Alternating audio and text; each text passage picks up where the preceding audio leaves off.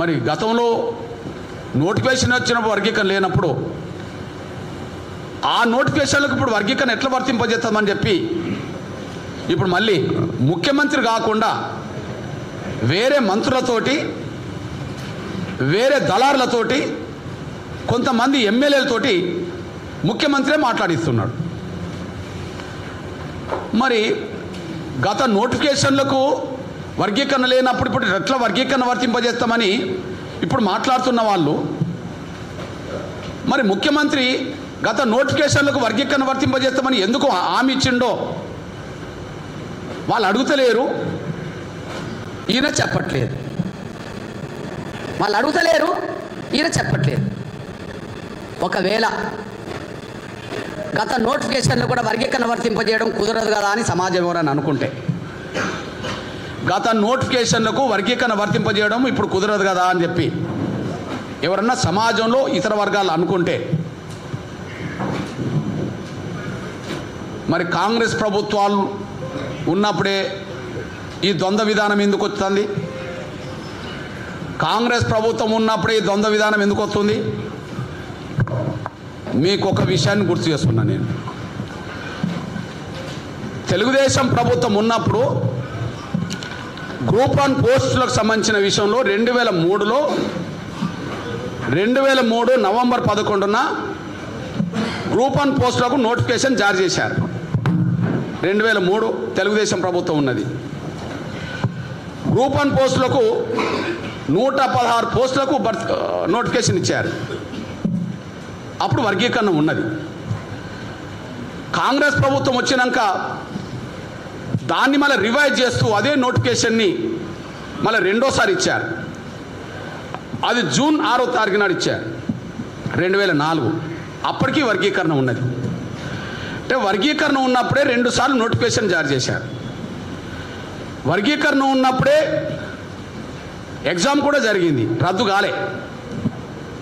కానీ ఫలితాలు ప్రకటించే సమయానికి సుప్రీంకోర్టులో ఎస్సీ వర్గీకరణకు వ్యతిరేకంగా తీర్పు వచ్చింది. మరి సుప్రీంకోర్టులో ఎస్సీ వర్గీకరణకు అనుకూలంగా తీర్పు రాకముందే నోటిఫికేషన్లు వర్గీకరణకు అనుకూలంగా వచ్చినప్పుడు, పరీక్షలు కూడా అందుకు అనుగుణంగా జరిగినప్పుడు సుప్రీంకోర్టు తీర్పును అడ్డం పెట్టి మరి వర్గీకరణ లేకుండా ఎట్లా ఫలితాలు ప్రకటించారు? సుప్రీంకోర్టు తీర్పు వర్గీకరణకు వ్యతిరేకంగా వచ్చిందని చెప్పి సుప్రీంకోర్టు తీర్పును అడ్డం పెట్టి వర్గీకరణ లేకుండా ఎట్లా అన్నాడు కాంగ్రెస్ ప్రభుత్వం, వైఎస్ రాజశేఖర్ గారి ప్రభుత్వం ఎట్లా ఫలితాలు ప్రకటించింది వర్గీకరణ లేకుండా? సుప్రీంకోర్టు తీర్పుకు సంబంధం లేదు కదా. నోటిఫికేషన్లు వచ్చినప్పుడు వర్గీకరణ రద్దు కాలేదు కదా. పరీక్షలు రాసినప్పుడు వర్గీకరణ రద్దు కాలేదు కదా. ఫలితాలు రాకముందు వర్గీకరణ రద్దు అయితే మరి ఫలితాలు వర్గీకరణ రద్దు చేసే ఇచ్చారుగా. మరి అది ఇప్పుడు ఎందుకు వర్తించదు? ఇప్పుడు నోటిఫికేషన్లు ఇచ్చినప్పుడు వర్గీకరణ లేకపోవచ్చు, పరీక్షలు రాసేటప్పుడు వర్గీకరణ లేకపోవచ్చు, కానీ ఫలితాలు ప్రకటించకముందే సుప్రీంకోర్టు తీర్పు వర్గీకరణకు అనుకూలంగా వచ్చింది కదా. ఫలితాలు ప్రకటించకముందే సుప్రీంకోర్టు తీర్పు ఆగస్టు 1నే వచ్చింది కదా. మరి సుప్రీంకోర్టు తీర్పును ఆసరా చేసుకొని గతంలో సుప్రీంకోర్టు తీర్పు వల్లనే గత నోటిఫికేషన్లకు వర్తింపజేయలేకుండా వర్గీకరణ రద్దు చేసినాం కనుక ఇప్పుడు గత నోటిఫికేషన్లు వర్గీకరణ లేకపోయినా ఇప్పుడు సుప్రీంకోర్టు తీర్పు వర్గీకరణకు అనుకూల తీర్పు ఇచ్చింది కాబట్టి దానికి అనుగుణంగా గ్రూప్ 1 పరీక్షల ఫలితాలు కూడా వర్గీకరణకు అనుకూలంగా ప్రకటిస్తామని ఎందుకు నిర్ణయం తీసుకోలే? అంటే అప్పుడు కాంగ్రెస్ ప్రభుత్వం ఉన్నది, ఇప్పుడు కాంగ్రెస్ ప్రభుత్వం ఉన్నది. అప్పుడు నోటిఫికేషన్లు వచ్చినప్పుడు వర్గీకరణ ఉన్నది, కానీ ఫలితాలు ప్రకటించే సమయానికి వర్గీకరణ లేదు, ఫలితాలు వర్గీకరణ లేకుండా ప్రకటించారు. ఇప్పుడు సుప్రీంకోర్టు తీర్పు రాకముందు నోటిఫికేషన్ వర్గీకరణ లేకుండా ఇచ్చిండ్రు, కానీ సుప్రీంకోర్టు తీర్పు వచ్చినాక వర్గీకరణకు అనుకూలంగా ఫలితాలు ప్రకటించలేదు, వర్గీకరణ లేకుండా ఫలితాలు ప్రకటించారు. అంటే అప్పుడు కాంగ్రెస్ ప్రభుత్వం మాలల ఒత్తిడికి తలొగ్గి వర్గీకరణ అమలు చేయలేదు. నోటిఫికేషన్లు వర్గీకరణకు అనుకూలంగా వచ్చినప్పుడు కూడా, పరీక్షలు కూడా వర్గీకరణకు అనుకూలంగా సందర్భంగానే జరిగినప్పుడు కూడా కానీ మాలల ఒత్తిడి తొలగి అప్పుడు సుప్రీంకోర్టు తీర్పును అమలు చేయించుకున్నారు 116 పోస్టులు. అప్పుడు సుప్రీంకోర్టు తీర్పును అమలు చేయించుకున్నారు. కానీ ఇప్పుడు అదే సుప్రీంకోర్టు తీర్పును అమలు కాకుండా అడ్డుపడ్డారు. అప్పుడు కాంగ్రెసే, ఇప్పుడు కాంగ్రెసే. అప్పుడు కాంగ్రెసే, ఇప్పుడు కాంగ్రెసే. అప్పటికిప్పటి తేడిందంటే అప్పుడు 116 మాత్రమే గ్రూప్ 1 పోస్టులు. ఇప్పుడు కేసీఆర్ నోటిఫికేషన్ ఇచ్చేటప్పుడు 503, ఇప్పుడు 60 పెంచి 563 అయినాయి. ఈ 563 అంటే మన జీవితకాలంలో అంత పెద్దగా మళ్ళీ మనం చూస్తామా? మనం మరొక 5 ఏళ్లలో మనం చూస్తామా? మనం 10 ఏళ్లలో అంత పెద్ద నోటిఫికేషన్ మనం చూస్తామా? చూడలేం. అంటే ఇప్పుడు చట్టం మా చేతికి వచ్చింది, కానీ గ్రూప్ 1లో మాకు రావాల్సిన అవకాశాలు రాకుండా పోయినాయి కదా. ఇప్పుడు చట్టం మా చేతికి వస్తుందేమో, గవర్నర్ ఆమోదంతో జీవో వస్తుందేమో, అయితే మాకు ఆ గ్రూప్ 1 పోస్టులో మాకు న్యాయం జరుగుతుందా? మళ్ళీ గ్రూప్ 1 పోస్టులో నష్ట నివారణ చేస్తారా? నష్టాన్ని భర్తీ చేస్తారా? రేపు వచ్చే సంవత్సరం మళ్ళా కొత్త నోటిఫికేషన్ ఇస్తారా గ్రూప్ 1 కోసం? మరొచ్చే సంవత్సరం ఇస్తారా? ఇవ్వరు. అంతకుముందు ఇప్పటికీ తేడా 10 ఏళ్ళు, 13 ఏళ్ళు. అంటే ఒక గ్రూప్ 1 నోటిఫికేషన్ రావడానికి 13 ఏళ్ళు పట్టింది కదా. 563 గ్రూప్ 1 పోస్టులు కూడా అతిపెద్ద నోటిఫికేషన్ మా కండ్ల ముందు చేజారిపోయింది కదా. మళ్ళీ ఒక 10 ఏళ్ళు 5 ఏళ్ళు కూడా నోటిఫికేషన్ ఇవ్వడానికి అవకాశం లేదు కదా. అంటే ఎంతమంది మా నిరుద్యోగ మాదిగ బిడ్డల వర్గీకరణ కోరుకునే దళిత బిడ్డలకు తీరని అన్యాయం చేసింది కాంగ్రెస్ ప్రభుత్వం కాదా? తీరని అన్యాయం చేసింది కాంగ్రెస్ ప్రభుత్వం కాదా? అట్లా గ్రూప్ 2లో కూడా అట్లా మాకు నష్టం జరిగినట్టే కదా. గ్రూప్ 3లో కూడా మనకు నష్టం జరిగిందన్నట్టే కదా. ఈ నష్టానికి కారణం రేవంత్ రెడ్డి సర్కార్ కాదా? రేవంత్ రెడ్డి గారి సర్కార్ మాలల ఒత్తిడి తలకి ఈ మాదిగలకు అన్యాయం చేసింది నిజం కాదా? మేము మాట్లాడింది నిజం కాకపోతే వర్గీకరణ రద్దు కాకముందు, వర్గీకరణ ఉన్నప్పుడే నోటిఫికేషన్లు వచ్చినప్పుడు మరి సుప్రీంకోర్టు తీర్పును అడ్డం పెట్టుకొని వర్గీకరణ లేకుండా ఎట్లా ఆనాడు గ్రూప్ 1 ఫలితాలు ప్రకటించారు? ఇప్పుడు సుప్రీంకోర్టు తీర్పు వర్గీకరణకు అనుకూలంగా వచ్చినాక కూడా వర్గీకరణ లేకుండానే మళ్ళీ ఎట్లా మళ్ళీ నియామకాలు ప్రకటించారు? దీన్ని బట్టి కాంగ్రెస్ ప్రభుత్వంలో మాలల ఆధిపత్యం, మాలలు శాసిస్తే ఆనాడు సుప్రీంకోర్టు తీర్పు మాకు వ్యతిరేకంగా వస్తే వెంటనే అమలు చేయించుకున్నారు. ఈరోజు సుప్రీంకోర్టు తీర్పు మాకు అనుకూలంగా వచ్చినా కూడా నెలల తరబడి పెండింగ్లో పెట్టి వర్గీకరణ లేకుండానే మళ్ళీ అమలు చేయించుకున్నారు. కాంగ్రెస్ పార్టీలో, కాంగ్రెస్ ప్రభుత్వంలో మాలల ఆధిపత్యానికి రేవంత్ రెడ్డి గారు తలొగ్గి ఒక 10 ఏళ్ళు మా బిడ్డలు గ్రూప్ 1 స్థాయికి ఎదగకుండా చేయడానికి కుట్ర జరిగింది. ఆ కుట్రలో రేవంత్ రెడ్డి గారు భాగస్వామి అయింది అనే విషయం కూడా మేము స్పష్టం చేస్తున్నాం. నంబర్ 1. నంబర్ 2 మీ అందరికీ తెలుసు, రేవంత్ రెడ్డి గారు కుట్రలో భాగస్వామి అయితే మాలల ఒత్తిడి తలొగ్గి మాకు అన్యాయం చేస్తే రేవంత్ రెడ్డి గారికి ఎట్లా ఈ దామోదర నరసింహ అనే ఒక మాదిగ పేరు చెప్పుకున్న మాదిగ మంత్రి ఎట్లా తలొగ్గాడు, పరోక్షంగా ప్రత్యక్షంగా మాలలకు ఎలా ఒత్తాసు పలికిండో రెండో సాక్ష్యం చెప్తున్నా నేను. మనం అనుకున్నాం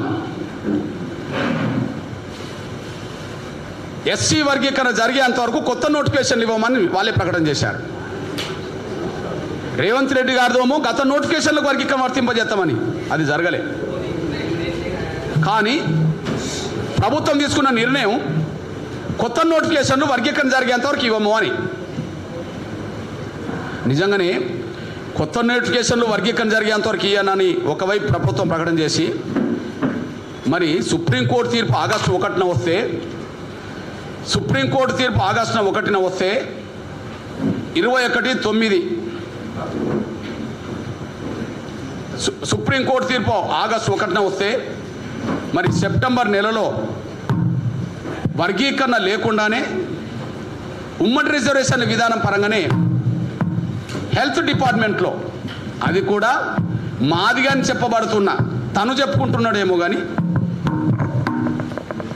మాదిగా మంత్రి అని చెప్పుకుంటున్నా తన డిపార్ట్మెంట్లోనే దాదాపు 1284 వివిధ పోస్టులకు సంబంధించింది నోటిఫికేషన్ ఇచ్చేశాడు. ఈ రెండు ఉల్లంఘనే కదా. గత నోటిఫికేషన్లకు వర్గీకరణ వర్తింపజేస్తామన్న ముఖ్యమంత్రి వర్తింపజేయలే.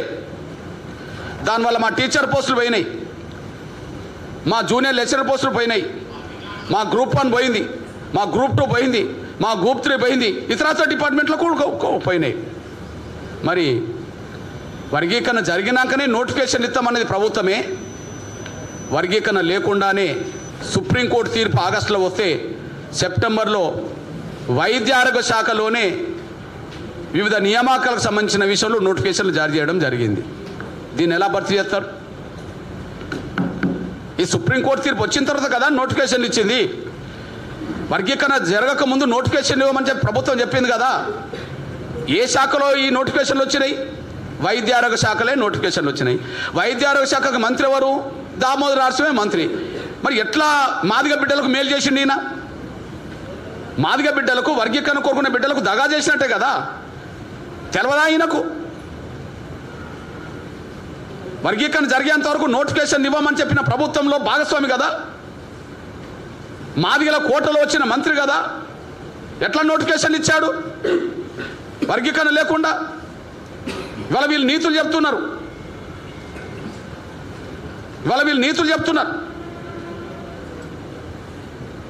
మాలాల ఒత్తిడికి తలకి రేవంత్ రెడ్డి గారు ఇచ్చిన మాట నిలబెట్టుకోలేదు.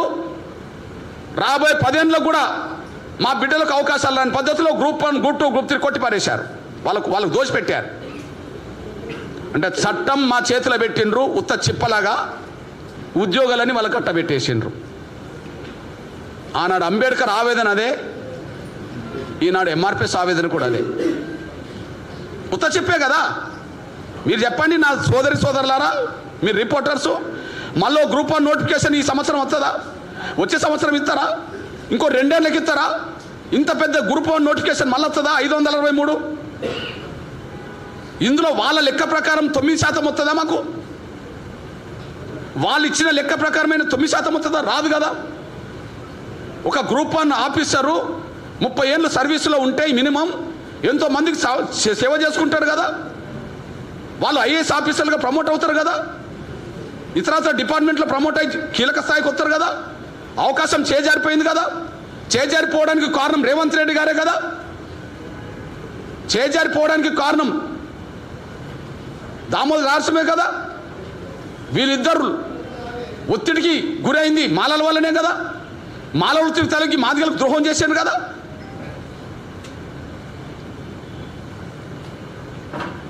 ఈ విషయంలో ఖచ్చితంగా మా ప్రజల్లోకి తీసుకెళ్తాం. ఈ విషయాన్ని మళ్ళా చెప్తున్నాం. ఇది మా వచ్చిన చట్టం మా పోరాట విజయం. వీళ్ళ దయాదక్షిణ వల్ల రాలే. రేవంత్ రెడ్డి గారి ఇంటి నుంచి మాకేం దోషిపెట్టలే. రేవంత్ రెడ్డి స్థానం కాకపోతే ఇంకో స్థానం వస్తారాడ ముఖ్యమంత్రులు. రేవంత్ రెడ్డి గారు కాకపోతే ఇంకోరు వస్తారు ముఖ్యమంత్రులు. ఈయన బిల్లు ప్రవేశపెట్టకపోతే ఇంకోరు ప్రవేశపెడతారు. ఇంకోరు ప్రవేశపెడతారు. కానీ బిల్లు పెట్టే ముందు జరిగిన ద్రోహం గురించి చెప్తాం మా ప్రజలకి. ఉత్త చెప్ప మన చేతికి ఇచ్చారు, చట్టం అనే ఉత్త చెప్ప, ఉద్యోగాలన్నీ ముందే దోచిపెట్టారని చెప్పి ఇంత ఆగమేఘాల మీద ఓకే. గత నోటిఫికేషన్లకు వర్గీకరణ వర్తింపజేయలేము అనుకున్నారు అనుకోండి. మరి ఆగమేఘాల మీద ఎందుకు ఈ ప్రకటనలు చేశారు, ఫలితాలు ప్రకటించారు? ఆగమేఘాలు ఎందుకు? చట్టం వచ్చినా కూడా మీరు అది అమలు చేసుకోవచ్చు కదా. ఇవాళ నిన్న చట్టం వచ్చింది అనుకుందాం, ఇంకో 20 రోజులకైనా నెల రోజులకైనా మీరు గత నోటిఫికేషన్ అమలు చేసుకోవచ్చు కదా. ఎందుకు తొందరపడ్డారో చెప్పండి. ఒక 1 వీక్లోనే 5-6 డిపార్ట్మెంట్లో ఎందుకు ఉద్యోగ ప్రకటనలు చేశారో నియామకాలు ఫలితాలు ప్రకటించారో చెప్పండి. అంత తొందర ఎందుకు వచ్చింది?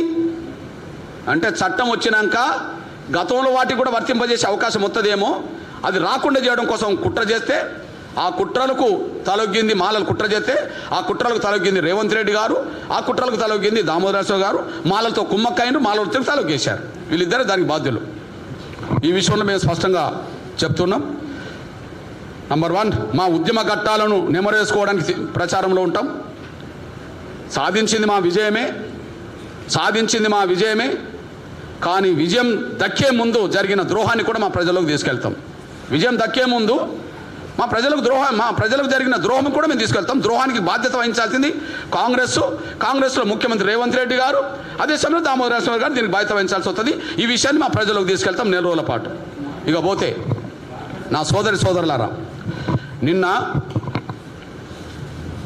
శాసనసభలో ఆమోదించిన చట్టం కమిషన్ నివేదిక అన్నారు కదా. నిన్న శాసనసభలో ఆమోదించిన చట్టం కమిషన్ నివేదిక అన్నారు కదా. ఓకే, షమీం అఖ్తర్ గారి కమిషన్ ఏర్పాటు చేసింది ప్రభుత్వమే కదా. ఆ ప్రభుత్వం ఫిబ్రవరి 2వ తారీఖు నాడు కమిషన్ నివేదిక తీసుకున్నది కదా. 3వ తారీఖు నాడు కమిషన్ నివేదిక మీద క్యాబినెట్ తీర్మానం చేసింది కదా సబ్ కమిటీ. 4వ తారీఖు నాడు అసెంబ్లీలో చర్చ జరిగింది కదా. మీ దృష్టికి తీసుకొస్తున్నాను నేను. నిన్న శాసనసభలో చట్టం తీసుకొచ్చే సమయంలో కమిషన్ నివేదికనే మేము 3వ తారీఖు నాడు ఆమోదించినాము అన్నారు. దయచేసి పాయింట్ గమనిస్తారని ఆశిస్తున్నాను నేను. నిన్న శాసనసభలో